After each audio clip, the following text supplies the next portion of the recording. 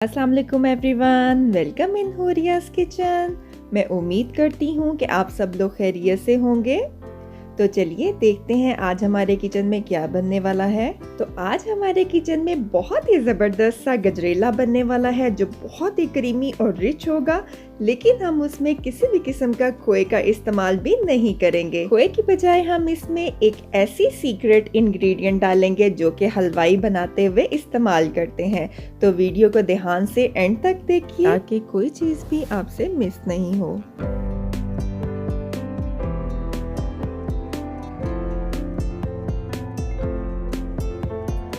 तो चलिए गजरेला बनाना स्टार्ट करते हैं। जिसके लिए दूध लिया है यहाँ मैंने 1.5 किलो।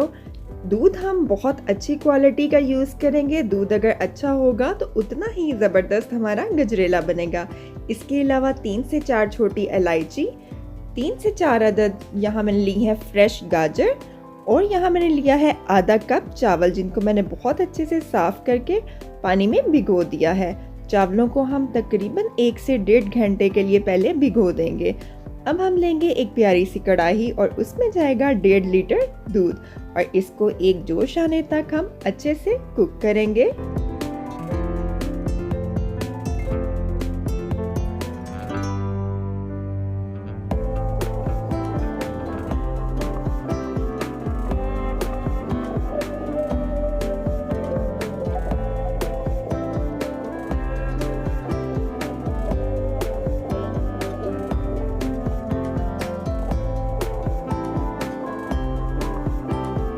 और यहाँ दूध को जोश आना स्टार्ट हो गया है। दूसरी तरफ जो मैंने चावल भिगो के रखे हुए थे उनको तकरीबन भिगोए हुए 1 घंटा हो गया है। अब मैंने इसमें से सारा पानी निकाल दिया है और चावलों को मैं बहुत अच्छे से मसलते हुए इसके छोटे छोटे पीस कर लूँगी। ये इतने अच्छे से भीग चुके हैं कि बहुत आराम से मसले जा रहे हैं। आपने भी बिल्कुल इसी तरह करना है। इस तरह करने से हमारी खीर जो है वो बहुत जल्दी बन जाती है। और यहाँ मैं नए चावल यूज़ कर रही हूँ। आप जब भी खीर या गजरेला बनाना चाहें तो हमेशा नए चावल यूज़ करें, इससे इसका फ्लेवर और भी ज़बरदस्त सा आएगा।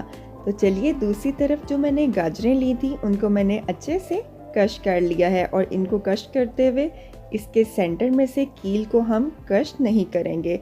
और यहाँ छोटी गाजरें थी इसलिए मैंने 3 से 4 अदद ली। अगर बड़ी हो तो 2 से 3 अदद गाजर काफ़ी होंगी।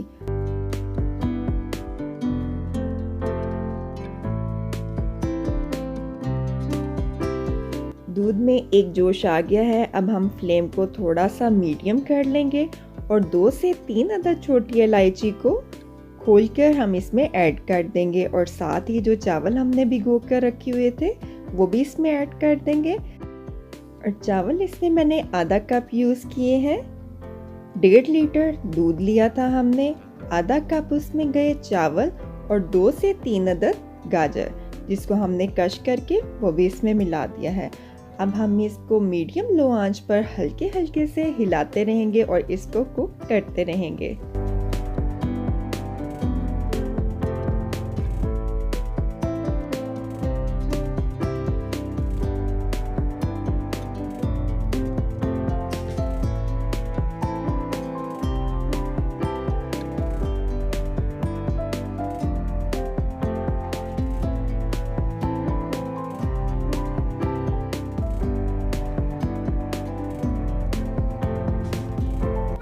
गजरेले को पकाते हुए हम मुसलसल इसमें हल्का हल्का से चम्मच हिलाते रहेंगे ताकि नीचे बिल्कुल भी नहीं लगे। और आप देख सकते हैं इसमें गाजरें और चावल जो हैं वो पकना स्टार्ट हो गए हैं।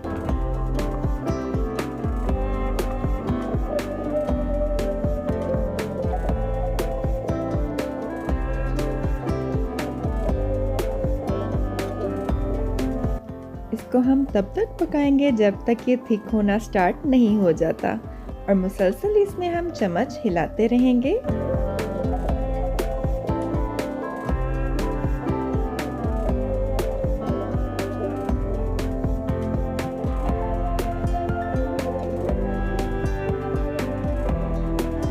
यहाँ इसको पकाते हुए तकरीबन मुझे 15 से 20 मिनट हो गए हैं और आप देख सकते हैं कि अब ये थिक होना स्टार्ट हो गया है। अभी हम इसको मज़ीद कुक करेंगे।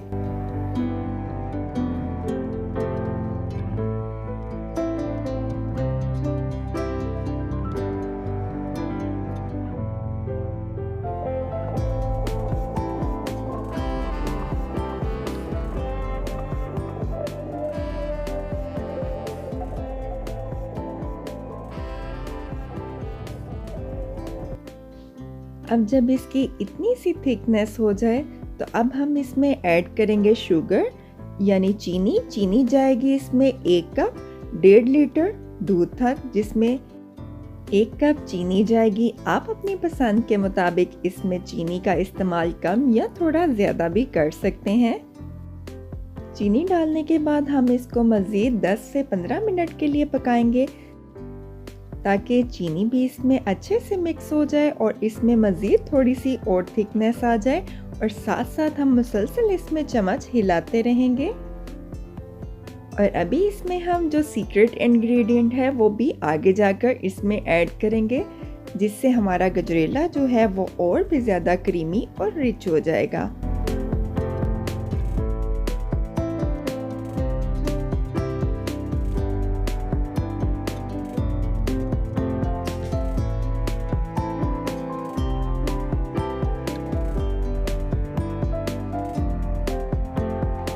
यहाँ गजरेला जो है काफ़ी हद तक इसमें थिकनेस जो है वो आ गई है। अब इसमें जाएगी वो सीक्रेट इंग्रेडिएंट जो इसको बहुत ही क्रीमी और रिच बनाएगी, वो है मिल्क पाउडर। मिल्क पाउडर इसमें जाएगा 3 से 4 खाने के चम्मच, जो इसके फ्लेवर को और भी ज़्यादा इन्हेंस कर देगा।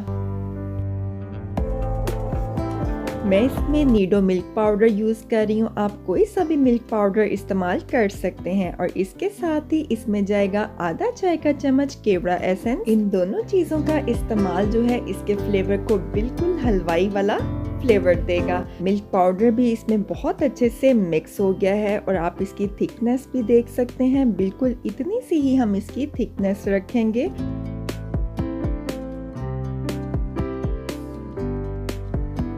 और फ्लेम को हम बंद कर देंगे और 5 से 10 मिनट तक इसको छोड़ेंगे ताकि ये रूम टेम्परेचर पे आ जाए, और फिर हम इसको डिश आउट करेंगे।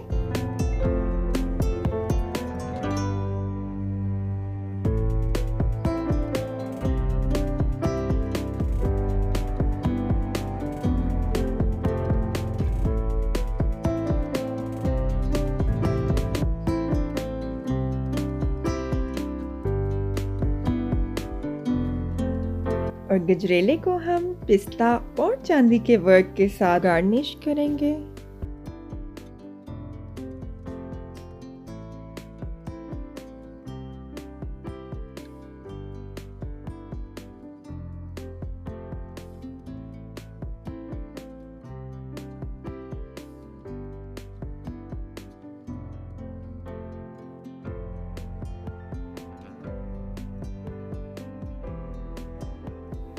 तो लीजिए यहाँ हमारा बहुत ही ज़बरदस्त, बहुत ही क्रीमी और रिच जो है गजरेला बनकर बिल्कुल रेडी है। और अब हम इसको फ्रिज में रख देंगे और ओवरनाइट इसको ठंडा होने के बाद फिर इसको हम सर्व करेंगे।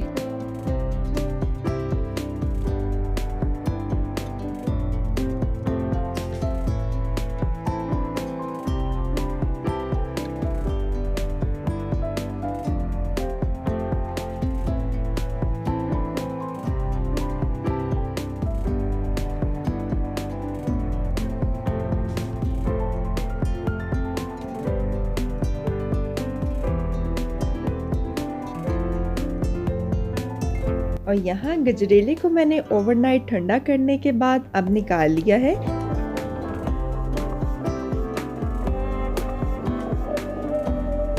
अब सर्व करने के लिए बिल्कुल रेडी है।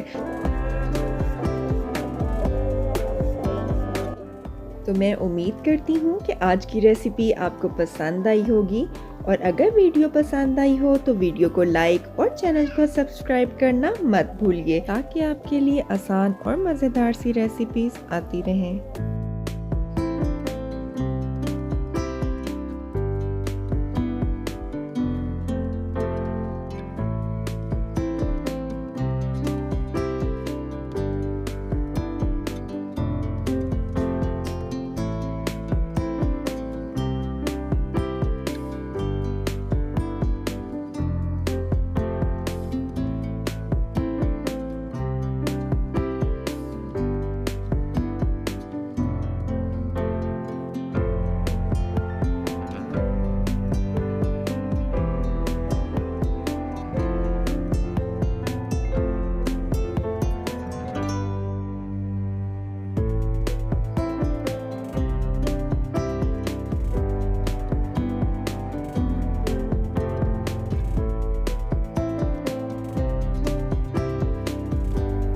के साथ ही मुझे इजाज़त दीजिए। अपना बहुत ख्याल रखिए। मज़े मज़े के खाने बनाकर अपनी फैमिली को खिलाते रहिए। तो फिर मिलेंगे मेरे किचन में किसी नई और यूनिक सी रेसिपी के साथ। अल्लाह हाफ़िज़।